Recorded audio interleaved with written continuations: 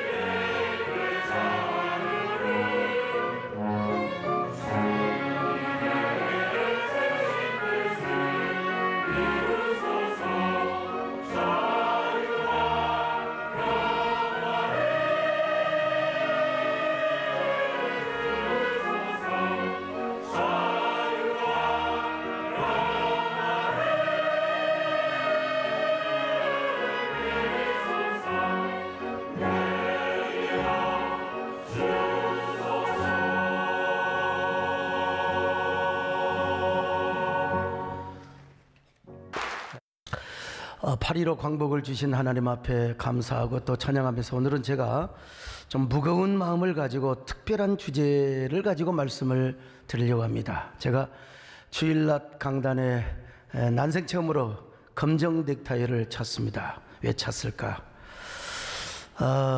과연 오늘 우리는 우리 조상의 죄를 회개해야 하는가? 우리 선대가 지은 죄도 후대가 함께 참여하고 회개를 해야 되는가? 이 질문은 아주 중요한 이슈이고 많은 궁금증을 유발시킬 수 있습니다. 어떤 사람은 그렇게 말합니다. 무슨 조상의 죄가 뭐길래 우리가 조상의 죄까지 회개한단 말인가? 조상의 죄는 조상의 죄고 우리의 죄는 우리의 죄인데 과연 그럴까요? 제가 여기에 대한 확실한 답을 드리기 전에 하나님이 가장 싫어하는 우상죄가 얼마나 큰가를 말씀을 드리려고 합니다. 우상을 섬기는 것, 성경은 그 죄를 3, 4대까지 하나님은 보응한다고 말씀하셨어요. 출애굽기 20장 4절로 6절을 보시겠습니다. 시작. 너를 위하여 새긴 우상을 만들지 말고 또 위로 하늘에 있는 것이나 아래로 땅에 있는 것이나 땅 아래 물속에 있는 것에 어떤 형상도 만들지 말며 그것들에게 절하지 말며 그것들을 섬기지 말라. 나 내 하나님 여호와는 질투하는 하나님인즉 나를 미워하는 자의 죄를 갚되 아버지로부터 아들에게로 3, 4대까지 이르게 하거니와. 여러분, 질투하시는 하나님 키나 야훼, 이스라엘의 역사를 보더라도 우상 숭배해서 남왕국은 바벨론으로 끌려갑니다. 북왕국은 저 아수르로 끌려갔습니다. 남왕국 사람들은 회개하고 하나님 앞에 회개해서 고토로 돌아와서 성전을 짓고 제2의 부흥을 이루었어요. 근데 북왕국 이스라엘은 자신들의 죄를 깨닫지도 못하고 회개하지 않고 고토로 돌아오지 못했습니다. 사실은 그 중에서도 가장 불행하고 저주받은 지파가 에브라임 지파요 므낫세 지파입니다. 세계적인 유대학자요 랍비인 아비헤일과 비란이라는 사람이 에브라임 지파와 또 므낫세 지파가 어떻게 됐는가를 평생을 걸쳐서 연구를 했습니다. 보니까 그의 후손들이 돌아오지 못하고 지금 아프가니스탄과 파키스탄 지역에 흩어져서 파탄족이라는 이름으로 살고 있더라는 것입니다. 여러분, 유대 랍비가 연구를 했어요. 이 내용의 자세한 이야기는 The Lost Tribes in Assyria라고 하는 책에 있는 내용입니다. 얼마나 끔찍하고 참담한가. 므낫세 지파도 마찬가지입니다. 그의 후손들도 인도의 마니푸르라고 하는 지역에서 살고 있더라는 거요. 다 여러분 모슬렘 족속이 사는 곳이요, 특별한 창조적 소수를 제외하고는 대부분이 바로 이슬람의 알라를 섬기고 있단 말입니다. 이런 아이러니, 수수께끼 같은 이야기가 과연 어디가 있단 말입니까? 여러분, 가슴이 너무나 미어지지요. 그러므로 여러분, 우리가 신앙생활하면서 하나님 한 분만 잘 섬겨야 될 줄로 믿습니다. 마음을 다하고 성품을 다하고 힘을 다하여 하나님을 사랑하도록 하는 게 여러분 구약의 세겜 언약이고 모압 언약이 아니겠습니까? 여러분, 절대로 우리 후손 대대에 이르기까지 어떤 경우도 우상을 섬기지 말기를 바랍니다. 그래야 우리도 우리 후손 대대도 여러분 형통하고 평탄한 삶을 살 수 있습니다. 그러나 여러분, 남왕국 이스라엘 백성들은 바벨론으로 끌려갔지만 회개 운동을 했습니다. 그발강가에 강변 살면서 회개 집회를 했습니다. 회당을 만들어 놓고 말씀을 교육받고 회개를 했어요. 여러분, 우리가 랍비들이 말합니다. 우리가 하나님의 종들의 말을 듣지 않아서 이렇게 망한 것입니다. 여러분, 우리가 회개해야 됩니다. 그리고 우리는 하나님의 종들이 가르치는 말씀을 따라 우리는 하나님의 계명을 지켜야 됩니다. 이렇게 고백하면서 그들은 그발 강가에서 여러분 통회와 차복의 기도를 드리며 이어서 계속해서 회당 운동을 하였어요. 오늘 우리도 여러분 회개의 길을 걸어야 됩니다. 우리의 잘못을 하나님 앞에 통회하면서 주여 우리는 주님이 가신 그 길을 가게 하여 주시옵소서. 주여 우리의 죄를 용서하여 주소서. 날의 잘못을 사하여 주옵소서. 주여 우리의 죄를 용서하여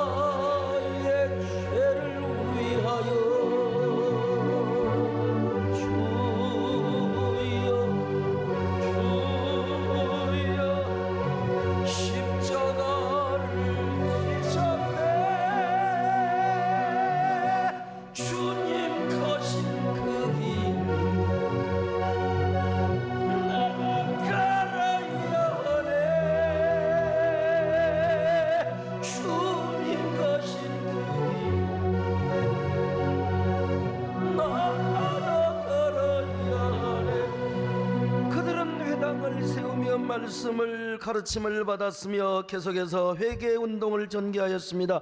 70년 후에 코토로 돌아와서 그들은 제2의 부흥을 경험합니다. 여러분, 이런 역사를 우리 한국교회에 적용할 필요가 있어요. 여러분, 우리나라는 1938년 9월 11일 제28회 초선 예수교 장로회에서 총회를 하던 중에 신사참배를 가결합니다.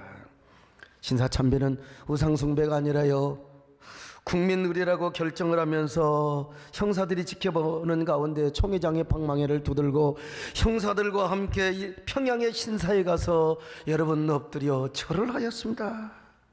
여러분, 이건 우리 한국교회의 영적인 국치일입니다. 수치일이요. 왜냐하면 교회는 시대 역사의 양심이고 마지막 저항인 자요, 항체요, 마지막 보루여야 하거든요. 그러나 마지막 보루까지도 무너져 버렸으니 교회의 영적인 수치일이고 나라로서는 국치일이 아닐 수가 없습니다. 여러분, 물론 타종교는요, 뭐 불교나 천주교 뭐 역사적인 패트니까 다 그냥 미리 다 신사참배 해버렸어요. 그러나 우리 기독교만큼은 끝까지 저항에 저항을 했습니다. 그런데 핍박이 이만저만이 아니에요. 그러면 그럴수록 다 핍박이. 그래서 조선 정독부는 1936년 12월 이른바 조선사상범 보호관찰령이라는 것을 공포하여서 조선인 반일 세력, 특별히 기독교 계열이 요시차린에 대한 대대적인 검거에 이제 돌입합니다. 그래서 조선 정독부는 맨 먼저 장로교 계열인 이 수양 동우회부터 검속을 합니다. 1937년 8월 서울에서 55명, 11월 평안도 지역에서는 93명, 또 1938년 3월에는 황화도 지역에서 33명, 모두 181명을 검속해서 전부 치안유지법으로 체포를 해가지고 구속을 시킵니다. 감리교도 마찬가지입니다. 중일전쟁 직후인 1937년 가을 청구구락부에 대한 검속을 시작합니다. 청구구락부는 서울에서 감리교, 기독교를 중심으로 한 실업가, 지식인, 관료 등이 망라된 애국단체입니다. 그런데 이들을 검속하기 시작한 것입니다. 여기서 끝나는 것이 아닙니다. 조선 총독부는 흥업구락부까지 해산시키려고 공작을 벌였습니다. 그래서 이들이 잡혀가서 얼마나 고문을 당해버렸는지 대부분 다 초죽음, 거의 불구자가 되어서 나왔습니다. 당시 윤시영의 해고록을 보면은 칠성판처럼 생긴 철제 침대 위에 머리를 제친 채 눕히고는 두 팔을 칠성판 밑으로 비틀어서 오랏줄로 고정을 시켰습니다. 그리고 주전자에 물을 담아서 콧구녕에다가 물을 부어요. 그러니 질식할 수밖에. 여러분, 이 졸리는 사람은 그거 한번 상상해 보세요. 주전자로 내 콧구녕에다 물을 붓는다. 여러분, 번갈아 가면서 이 짓을 계속하였는데 나는 어느새 기절을 하고 말았다. 깨어나면 또다시 반복하였다. 여러분, 참 이런 상황을 김형준 님과 홍남파는 이렇게 노래를 여러분 표현했지 않습니까? 물밑에선 풍선하여 내 모양이 처량하다. 길고 긴 널 여름철에 아름답게 꽃필 적에 예쁘던 아가씨들 너를 놀았도다. 여러분, 우리 민족의 그 서름을 노래하는 노래인데요, 이런 혹독한 고문의 두려움 때문에 홍남파, 이광수, 박흥식, 가준석, 정인과 이런 기독교 인사들이 다 기독교를 떠났어요. 교회를 떠나서 친일파가 되어버린 것입니다. 결국 수양동우회, 청구구락부, 흥업구락부 등 기독교 민족주의 조직은 돈과 토지, 사목기구조차 다 강제 헌납을 해버리고 맙니다. 그리고 조직도 해체돼 버리고 말아요. 바로 이러한 내용을 저희 교회 김민호 집사님께서 세된 프라미스 앤 비전 2017년 11월호에 교회 분열이 만든 비극 흥업구락부 사건이라는 제목으로 여러분 글을 썼어요. 이런 글 한번 제대로 읽어보는지 모르겠어요. 하나님의 전당에 외세계로 물들었고 예수님의 연민과 사랑보다는 천황의 오금이 더 큰 은사처럼 교인들에게 이제 서서히 각인되기 시작하는 것입니다. 그래서 이런 분위기 때문에 조선예수교 장로회와 감리회도 결국 신사참배를 가결을 해버리고 맙니다. 그런데 그때 한국 기독교가 서로 하나만 되었다면, 싸우지 않았다면요, 이런 거 이길 수도 있었습니다, 여러분. 근데 교권 분쟁 때문에 싸우다가 결국 망한 거예요.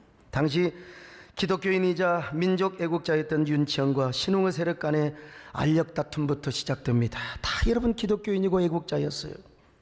윤치영이 청구구락부의 자금을 중앙 YMCA에 기부하려 한 사실을 신흥호 세력이 알고 이들의 행적을 서대문 경찰서에 밀고 가면서 사건이 촉발이 됩니다. 정독부로서는 일본과 조선 기독교의 합교를 지향하는 상황 속에서 조선인 기독교 민주주의 세력을 길들일 절호의 찬스를 잡은 거지요. 게다가 당시 같은 기독교 애국단체인 수양동의회와 흥업구락부 간에 알력의 싸움이 있었습니다. 이 무슨 일입니까, 여러분? 이 장로교 중심인 수양동의회가 감리교 중심인 흥락구락부를 은근하게 공격하며 비판하며 시비를 걸기 시작합니다. 왜? 경쟁심리 때문에.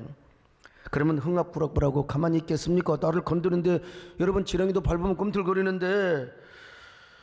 그래서 조선 정독부는 이들의 갈등과 내분을 이용하여 두 단체를 서로 싸우게 하고 이간질시켜서 결국은 해체시키는 거예요. 그래서 이러한 교권 싸움으로 인해 기독교 애국단체가 다 해산이 되어버리고 맙니다. 힘을 잃어버리고 마는 거예요. 교회 내부도 마찬가지입니다. 순수하게 신사참배를 하지 말아야 한다는 신앙 순정파가 있는가 하면 어차피 우상숭배가 아니라 이건 국민 의례다.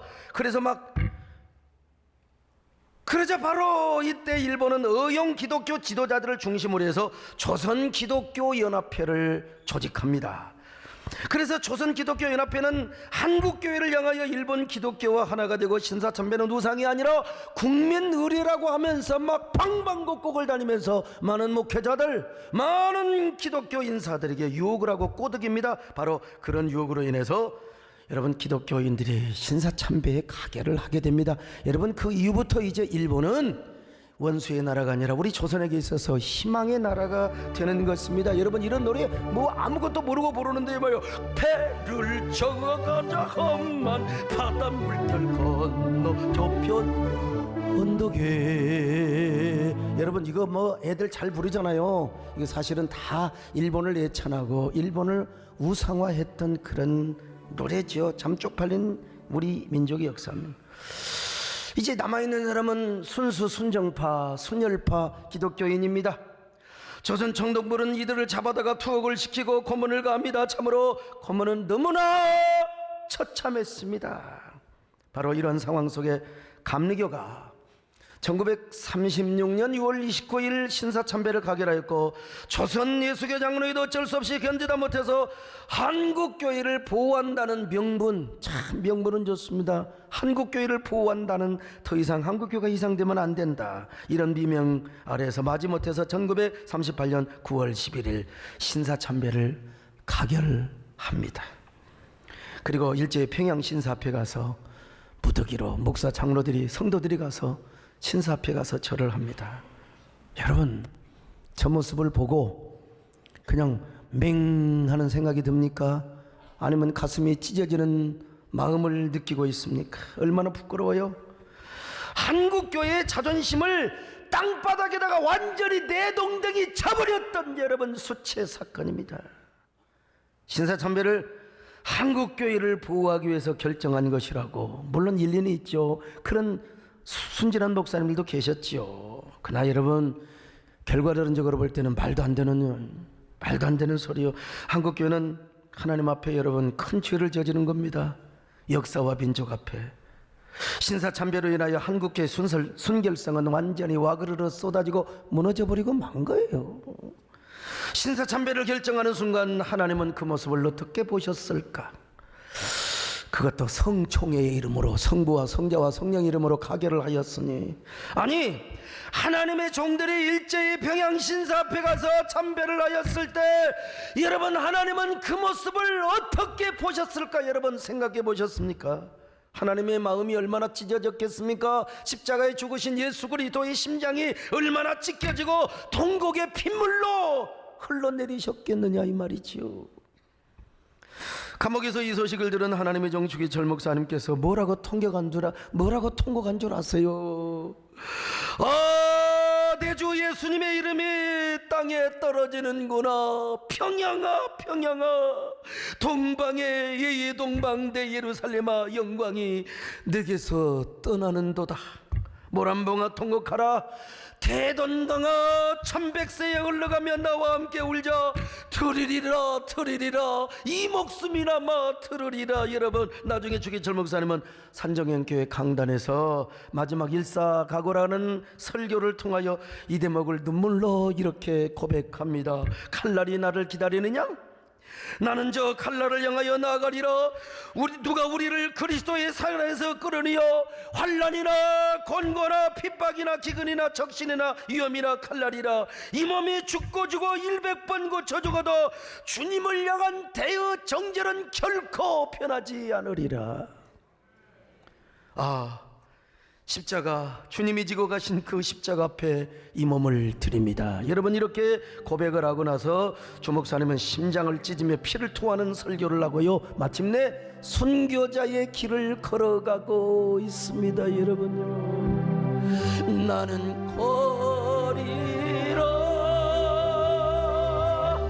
주의 길을 가리,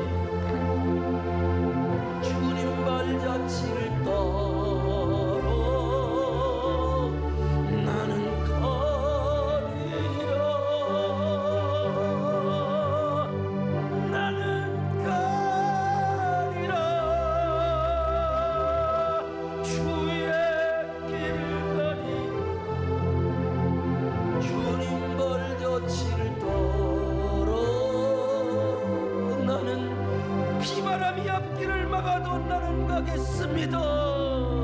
비바람이 앞길을 가려도 나는 가리, 주의 길을 가리.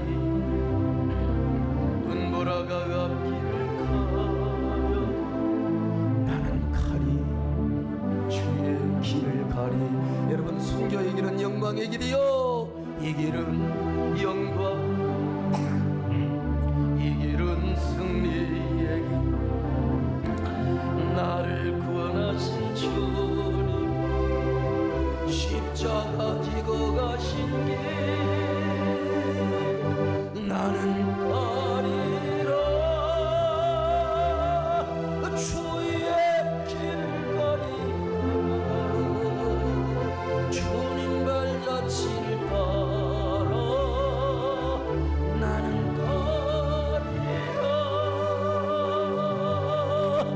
나는 가리라. 주의 길을 가리.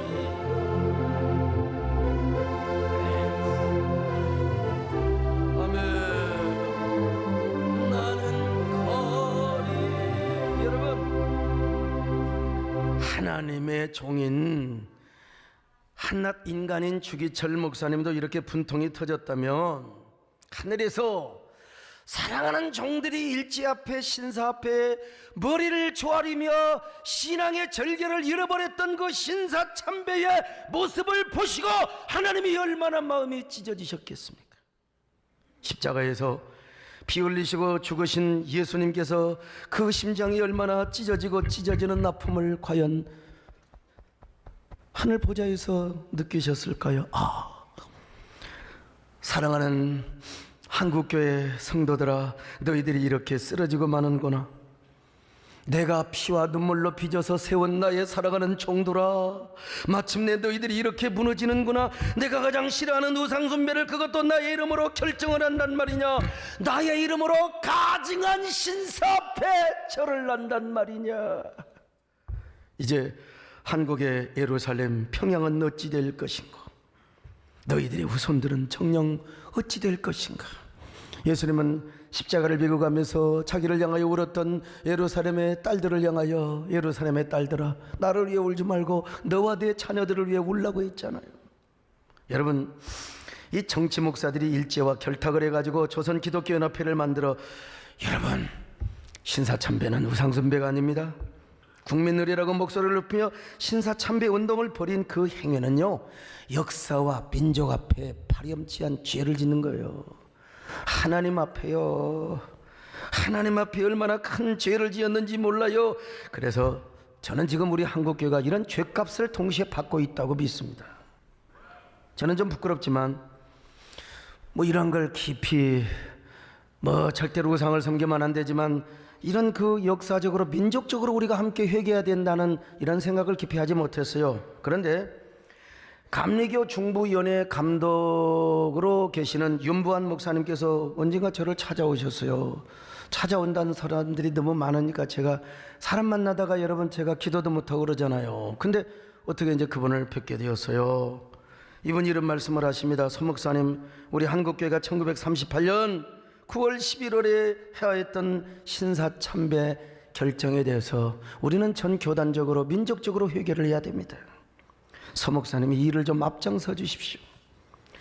저는 감동되는 얘기를 들으면 마음이 욱하고 가슴이 뜨거워졌습니다. 지금부터 하는 이야기는 이분이 한국교회를 바라보는 영적 시각과 해석에 근거한 것들을 제가 사용하는 내용들이 많이 있습니다. 그분이 저에게 말씀으로만 설명할 뿐만 아니라 나름대로 이 내용을 기록한 소책자를 주고 가셨어요. 그 제목은 신사참배 80년을 맞이하여 우상숭배의 죄를 용서하여 주소서. 여러분, 그분은 한 세대를 30년으로 보고 우상숭배를 뜬 한국교회의 고난을 나름대로 이렇게 설명하였습니다. 첫째로 우상숭배를 한 제1기는 당대가 직접 고난을 당했다는 것이고요, 2기는 육체적인 고난을 당했고 3기는 정신적 고난, 제4기는 영적인 고난을 당하고 있다는 것입니다. 근데 이분은 3, 4대가 넘도록 하나님의 보응을 당한 이스라엘의 역사를 한국교회 역사에 적용을 하였습니다. 그래서 우리 한국교회와 우리 민족도 제1기에는 온 민족의 교회가 어려움을 당했다는 것입니다. 여러분, 1919년 3월 1일 3.1운동 이후에 우리 한국교회는 100만 전도 운동 등 아주 급격한 부흥운동을 경험하게 되죠.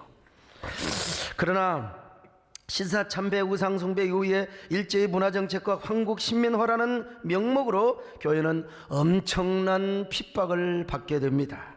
신사참배로 인하여 약 200여 교회가 폐쇄되었고요, 수많은 미션스쿨, 제가 다니던 군산 제일고등학교도 영명학교였어요. 신사참배 때문에 폐교했습니다. 오늘 제가 존경하는 우리 서철은 박사님이 또 오늘 공교롭게 오셨네요. 그 순천의 매산학교도요, 여러분 순사참배 안 하고 폐교를 했던 그런, 여러분 얼마나 한국교회가 많은 피해를 받았는지 모릅니다. 여러분, 수많은 목회자와 성도들이 옥고를 치러야 했습니다. 그뿐입니까? 마치 이스라엘이 우상숭배 이후에 남왕국 유다와 북왕국 이스라엘로 분열을 하였던 것처럼 우리도 남과 북으로 분단을 하게 되었습니다. 그래서 기독교의 가장 큰 적인 공산주의가 저 북을 차지하게 되었지요. 그것도 평양을. 다행히 남쪽은 신사참배를 거부하는 목회자와 성도들이 내려와서 자유민주주의를 세워야 된다고, 그래서 우리 대한민국을 건국한 대부분의 사람들이 여러분 이승만 박사와 함께 기독교인들이었다는 거 여러분 제가 누누이 말씀드렸죠. 윤부한 목사님에 의하면은 당시 우리나라의 분단된 위도가 38도라는 의미는, 이건 본인의 해석이지만 저는 은혜롭게 받았어요. 은혜롭게요. 1938년에 우상숭배를 잊지 말라고 하는 하나님의 암묵적이고 묵시적인 사인이었다는 것입니다. 하나님은 역사를 주관하시기 때문에 이런 것까지도 여러분 우리가 은혜 받을 때 바람 소리를 통해서 저 벌레 소리를 통해서도 하나님의 창조의 오묘함을 우리가 듣지 않습니까? 근데 하나님께서요 우리 민족에게 그래도 많은 은혜를 베푼 것은, 여러분 우리 민족은 그래도 너무나 많은 피를 흘렸어요. 한국교회가 너무나 많은 순교의 피를 흘렸기 때문에 순교의 피값도 동시에 갚아 주셨다는 것입니다. 그런데 은혜를 베푸시면서도 하나님께서는요, 한국교회를 향하여 회개를 촉구하는 기간을 허락해 주셨다는 것입니다. 1945년 해방을 주신 후에 하나님께서 5년간 우상 숭배를 회개하라는 이런 절호의 찬스를 주었다는 거예요. 그러나 회개는커녕 서로가 서로를 정죄하고 공격하며 신사참배하는 사람과 안 하는 사람끼리 막 서로 분열하고 싸우며 다투다가 결국은 교단까지 깨집니다. 그래서 제2기는 1968년까지 육신의 고난으로 죄값을 당했다는 것입니다. 여러분, 이 윤 목사님에 의하면은 영적인 이 우상 숭배의 육신적인 죄값이 6.25 전쟁으로 당하였다는 것입니다. 6.25 전쟁으로 인하여 온 땅에 육신의 고난을 당해야 되지 않습니까? 여러분, 설상가상으로 낙동강의 교두보만 무너지면은 이제 대한민국은 존재 자체도 사라집니다, 여러분.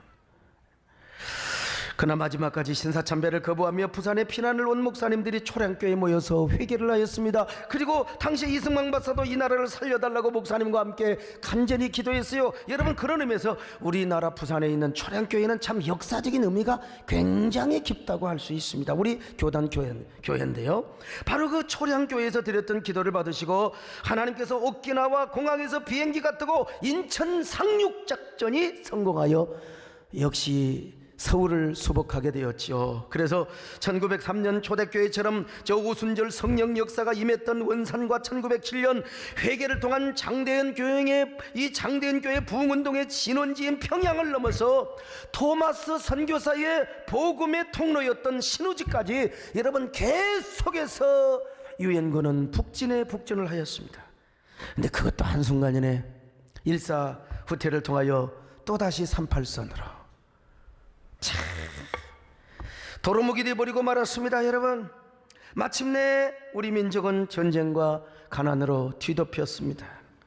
여러분, 이때의 상황을 우리 윤 목사님 뭐라고 아쉬워하느냐? 하나님은 우리 민족의 사명자로 대통령을 장로로 세워주셨는데, 당시 대통령이자 이승만 장로가 우상숭배를 회개하는 회개운동을 했더라면 얼마나 좋았을까. 그랬으면 진짜 좋았죠. 이승만 박사가요. 이승만 박사는 그때 할 수 있으면 다 했습니다. 임시 의장을 맡아서 우리 그 국회의회가 처음으로 열릴 때 여러분 목사를 기도를 시켰습니다. 이은영 목사를 통해서. 경목 무슨 군목제도 이분이 사실은 다 만들었죠. 이분이 회개 운동을 벌였다면 얼마나 좋았을까. 아쉬운 일이지요. 그런가 하면은 제3기는 1970년부터 1998년까지 정신적 고난을 당했다는 것입니다. 아주 묘한 이야기인데요, 우리나라의 유명한 부흥사들이 나타났습니다. 이분들이 막 회개운동, 부흥운동을 일으켜가지고 사실 이분들이 한국교회 부흥을 일으켰던 대단한 분들이었죠. 근데 이분들의 생년이 대부분 1938년생입니다. 넓게 말하면 36년에서 40년인데요 그 유명한 조영기 목사님께서 1936년생입니다. 신현균, 이만신, 오관석, 김우영, 김충기, 피종진 이런 훌륭한 부흥사들이 1938년을 전후로 해서 태어난 분들이라는 거예요. 우리 정건사님이 목사님은 아니지만 저분도 1938년 인생입니다, 여러분. 어쨌든 간에 이런 분들이 회개운동과 부흥운동을 했는데 한 가지 아쉬운 것은 한국교회와 민족 전체가 집단적, 총체적 이런 회개는 못했다는 것입니다. 이들의 부운동으로 말미암아 참 1970년도 80년대 여의도 광장에서 100만 명이 모여서 여러분 사회적으로 기독교의 저력을 보여주었습니다. 막 공중파 방송이 앞을 다투어서 여러분 일간지가 보도를 해줬습니다. 그런데 IMF가 이제 맞이하게 되죠. 경제 위기를 맞습니다. 이제 우리 대한민국이 등불이 또 꺼져갈 뻔했습니다. 이때에도 여러분 하나님께서 우리나라의 대통령을 장로를 세워주셨습니다. 그 유명한 김영삼 장로님이죠. 이분이 문민정부로서 금융실명제, 정치개혁, 역사 바로 세우기 등 엄청난 일을 많이 하셨죠, 사실은. 그런데 이 장로가 대통령이 되었을 때 정말 우리가 얼마나 좋습니까? 우리 기독교적인 거면요, 우리가 진사참배한 거 회개하자 이렇게 했으면 한국교회가 앞장서서 얼마나 좋았을까. 그러면서 부흥운동을 했으면 얼마나 좋았을까. 그런데 한국교회 목사님들과 장로님들은 대통령과 친분만 과시했지 진정한 회개운동과 부운동을 이끌어내지 못했다는 겁니다. 그래서 이제 우상숭배를 회개했던 우상숭배를 회개할 기회를 여러분 찬스를 놓치고 말았다는 것이죠. 제4기에 옵니다. 1998년부터 2028년까지 이제 영적 고난의 죄값을 치르게, 지금도 치르고 있고 치르게 될 것이라는 게 이제 그분의 역사적인 하나의 포사이트라고 할까요?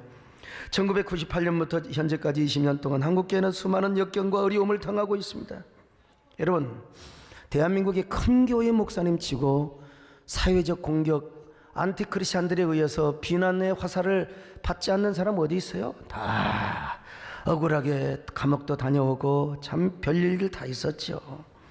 그래서 큰 교회 목사님들 치고 공격받지 않는, 큰 교회 치고 공격받지 않는 여러 영적인 순환을 받지 않는 곳이 없었어요.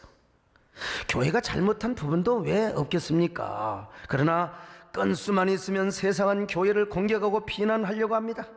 교회 내부에서도 막 더 잘하는 자성의 노래, 개혁의 소리 당연히 하긴 해야죠. 그런데 이 소리가 막 그냥 세상 사람들한테는요 마치 교회가 대단한 치부나하는 것처럼 세상 앞에 얼마나 크게 보여졌는지 몰라요.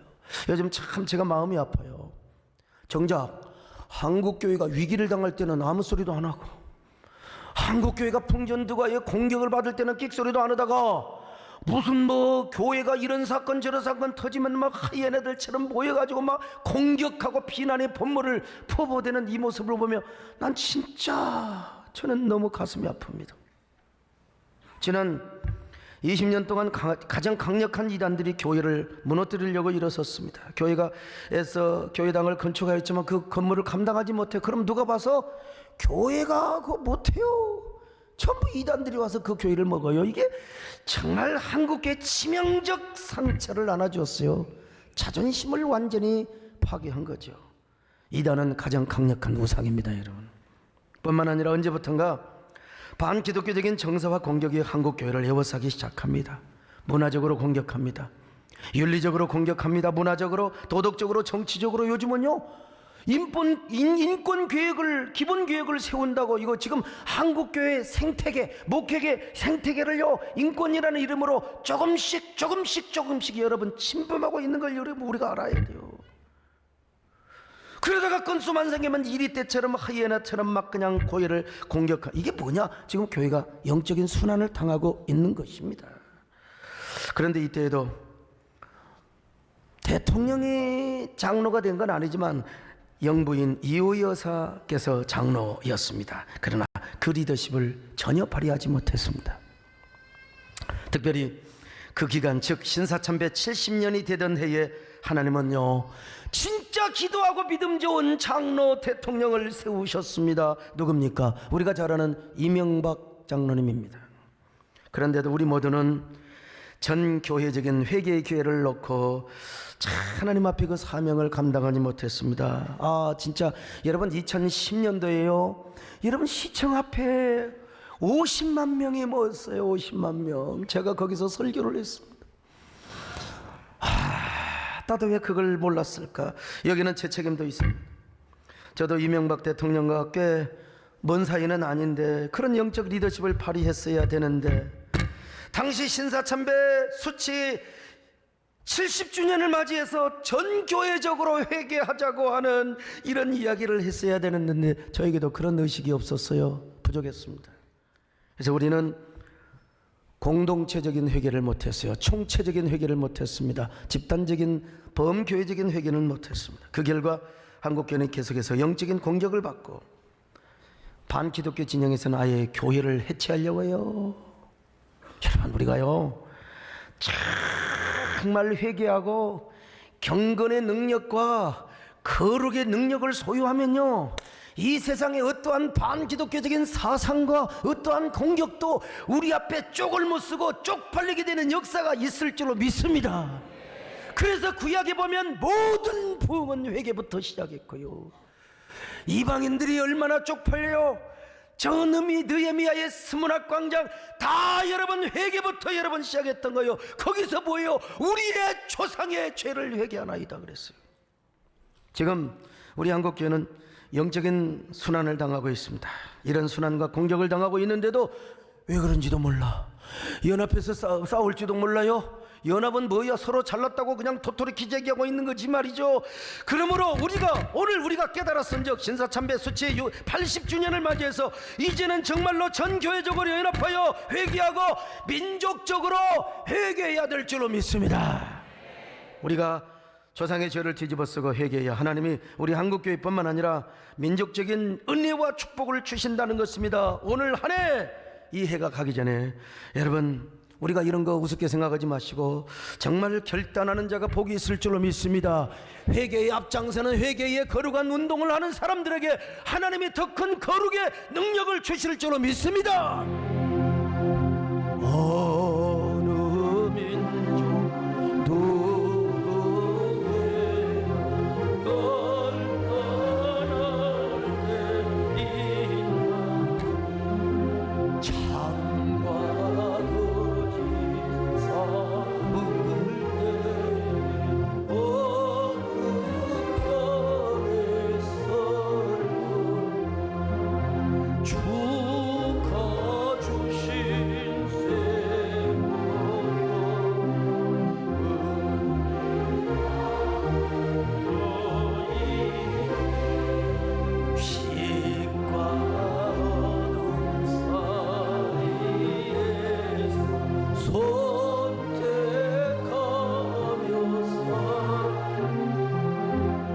느헤미야가 조상의 죄를 뒤집어쓰고 회개하는 모습을 보이고 있습니다. 느헤미야 9장 1절로 2절입니다. 같이 봅니다. 시작. 그달 29 날에 이스라엘 자손이 다 모여 금식하며 굵은 베옷을 입고 티끌을 무릅쓰며 모든 이방 사람들과 절규하고 서서 자기의 죄와 조상들의 허물을 자복하고. 여러분, 느헤미야뿐만이 아닙니다. 에레미야도 마찬가지고 다니엘도 조상의 죄를 넣고 회개합니다. 에레미야 14장 20절입니다. 시작. 여호와여, 우리의 악과 우리 조상의 죄악을 인정하나이다. 우리가 주께 범죄하였나이다. 다니엘서 9장 16절입니다. 시작. 주여 구하옵나니 주는 주의 공의를 따라 주의 분노를 주의 성 예루살렘 주의 거룩한 산에서 떠나게 하옵소서.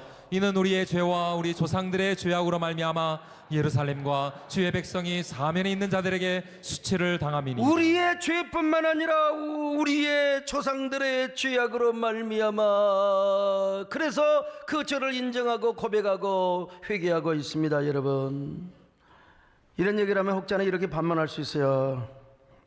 우리 조상들이 옛날에 지은 죄가 우리하고 무슨 상관이 있어요? 그러면 나 이렇게 물어보고 싶어요. 아담의 죄가 왜 우리에게 죄의 전가가 되어 있습니까? 유대인들에게는 집합적 인격체, 이 코퍼레이트 퍼스널리티라고 하는 신앙 사상이 있어요. 집합적 인격체라고 하는 말은 무슨 말이냐? 한 인격 안에 여러 세대가 공존합니다. 혹은 한 역사 안에 과거와 현재와 미래의 모든 백성이 시공간을 초월해서 함께 하나가 되어 있어요. 이미 여러분, 아브라함이 죽었지만 그들은 이 집합적 인격체 안에서 아브라함도 함께 홍해바다를 건너는 거예요.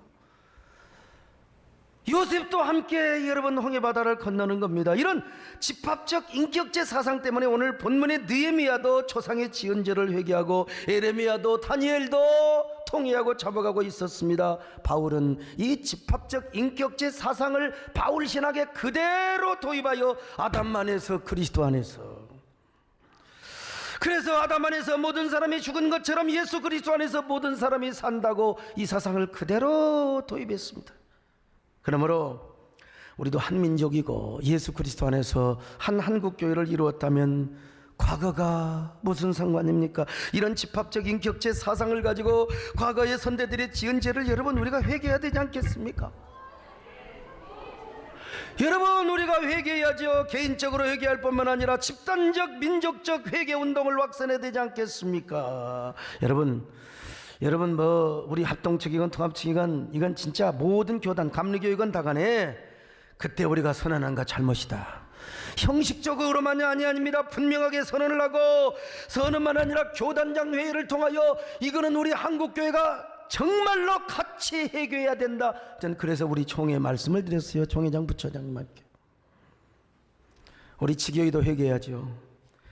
지역교회가 연합하여 회개운동을 해야 됩니다. 적어도 여러분 서울시청이나 잠실운동장이나 아니면은 저 광화문 앞에서 한국교회가 메모드급으로 모여가지고 전 민족 앞에서 우리가 한번 공개적으로 회개할 필요가 있다고 봅니다. 여러분, 저는 그래서 국민일보에다가 당장 제안을 해서 말씀을 드려가지고 한국교회가 회개운동 벌여야 됩니다. 그래서 좌담회를 했습니다. 저기 보이는 목사님들과 함께 말이죠. 여러분, 이 회개운동에 우리가 먼저 앞장서십시다. 우리가 앞장을 서야 됩니다. 여러분, 우리가 회개운동에 정말 거룩한 N바이러스로 쓰임을 받을 수 있기를 바랍니다. 마침내 한국교회가 연합하여 회개 집회를 할 때도 여러분, 우리가 그 집회를 세워가고 섬겨가는 창조적인 퍼스트 무버가 될 수 있기를 바랍니다. 그럴 때 하나님께서 우리의 회개의 제사를 받으시고 하나님이 이 한국교회 더 이상 영적 공격을 하나님이 차단하여 줄 줄로 믿습니다. 여러분, 뚝이 무너지면 우리가 배를 건조할 수밖에 없어요. 우리가 뚝을 막아야 됩니다. 교회 생태계를 막아야 돼요. 한국교회에 더 큰 은혜를 주시고 여러분, 뚝을 막을 뿐만 아니라 더 위대한 부흥의 역사를 우리 시대에 주실 줄로 믿으시기를 바랍니다.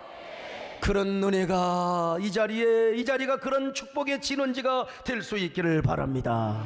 우리 함께 찬양을 한번 합시다. 천부의 의지 없어 손들고 옵니다. 천부의 의지 없어서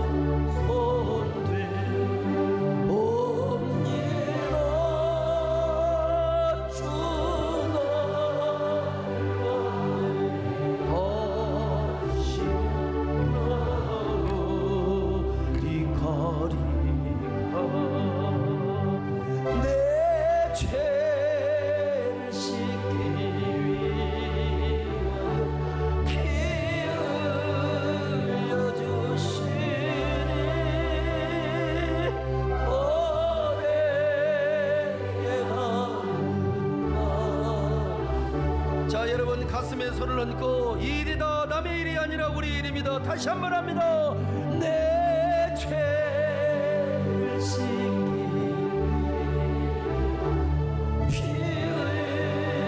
흘려 주시니 고되게 하는 마음.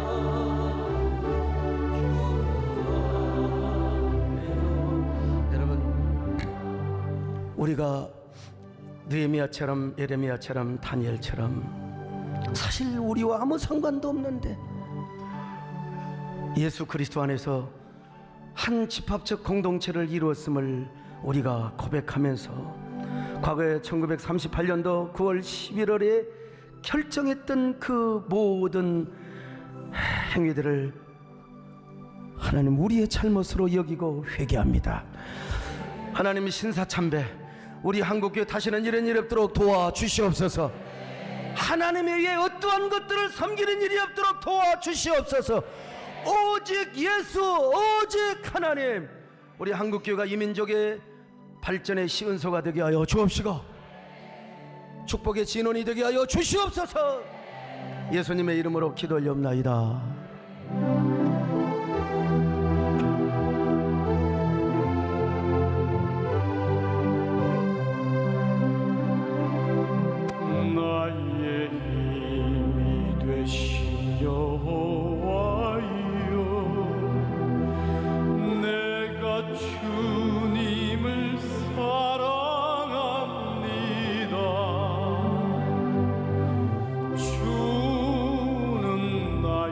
반석이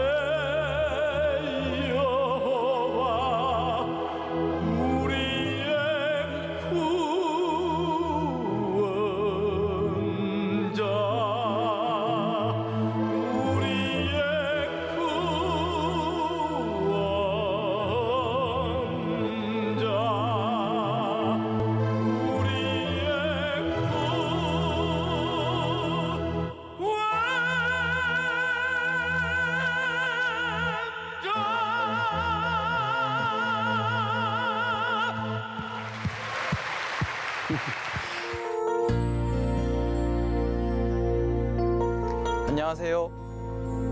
동원팀에서 섬긴 22교구 이상훈 집사입니다. 처음으로 전차 많은 수련회에서 교구 실행 총무, 7개월 된 아기와 직장 업무 등으로 다소 무거운 마음이었지만 담임 목사님 손녀인 현주의 영상을 보고 회개하는 마음으로 출발하였습니다. 이번 수련회는 섬기는 자리에 있었으면서도 오히려 받는 축복을 더 많이 누렸습니다. 먼저는 힘든 몸이지만 혼신의 힘을 다하셔서 설교하시는 담임 목사님 말씀에 은혜 받고 교구 성도님들로부터 축복받고 무엇보다 봉사하시는 분들로부터 감동받았습니다. 매일을 기도로 시작하고 늘 밝은 모습으로 서로 격려하며 보이지 않는 곳에서까지 섬기시는 주황색 옷의 봉사자분들을 보는 것만으로 잔잔한 감동이자 도전이 되었고 세대 내 저력도 느꼈습니다. 저는 부족한 모습으로 쫄쫄 따라다닌 게 다인 것 같아 죄송한 마음이지만 함께 섬길 수 있음에 감사한 시간이었습니다. 또한 둘째 날 말씀에서 큰 은혜를 받았습니다. 불평, 불만, 분노 등의 전과로만 쳐도 최소 10범 이상의 중죄인인 저를 십자가 보혈로 자녀 삼아 주신 하나님 은혜를 더욱 깊이 깨달았습니다.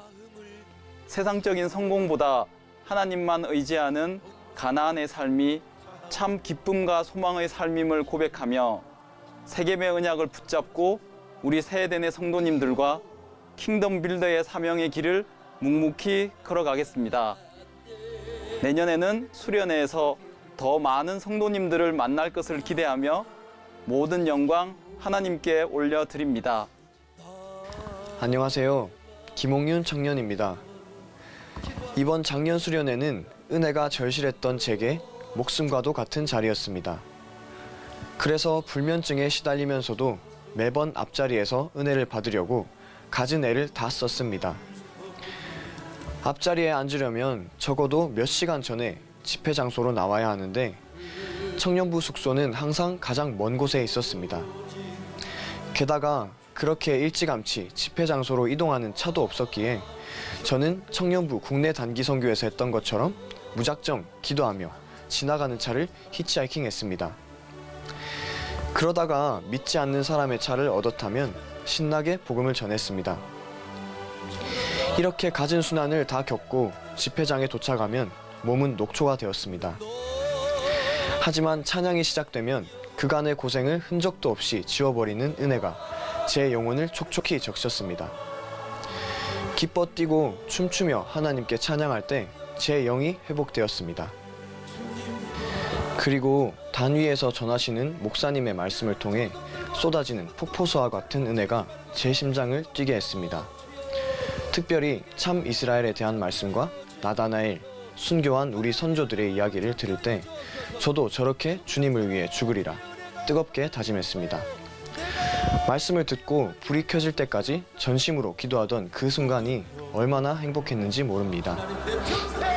끝으로 매번 작년 여름 수련회마다 금쪽 같은 휴일을 수련회의 봉사자로 섬기시는 장로님들과 집사님들이 있었기에 이렇게 마음껏 은혜의 자리를 누릴 수 있었습니다. 그리고 세대 내 미래인 교회학교 아이들부터 저와 같은 청년들을 비롯하여 온 성도들이 함께 어우러져 조화를 이루는 그곳이야말로 중앙성소권을 존중히 여기는 참 이스라엘의 모습이었다고 생각됩니다. 청년회 때에 이렇게 귀한 간증의 자리에 서게 하신 하나님께 감사드립니다. 감사합니다. 하나님 앞에 모든 영광 돌려드립니다. 여러분 정말